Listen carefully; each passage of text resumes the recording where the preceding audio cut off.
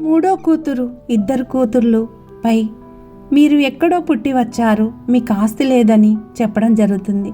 ఇల్లు మా అమ్మ ఇచ్చిందా, మా నాన్నది అనే స్థితికి వచ్చింది. అటు ఆస్తిని తలకిందులుగా చేసింది. తల్లి ప్రేమను తూకం వేసి తల్లి మీదే అనుమానం వేసింది. కానీ తల్లి తెలుసుకోలేకపోయింది. తన ప్రేమే తనను చీల్చేసిందన్న బాధతో తల్లి మౌనమైంది. తన చావుకు కూడా కారణమైపోయింది.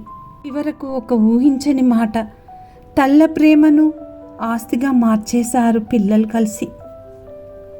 ముగ్గురక్క చెల్లెళ్ళు చిన్నప్పుడు ఒకే ఇంట్లో పెరిగిన వాళ్ళు. ఒకరికొకరు ఎంతో ఆనందంగా ఉండేవాళ్ళు. చిన్న ఆమెకు చుట్టాలు నీకు ఆస్తి అంతా నీదే, వాళ్ళకివ్వద్దని నూరిపోయడం వలన ఆ ఒక్క మాటతో ఆ చిన్న కూతురు మారిపోయింది.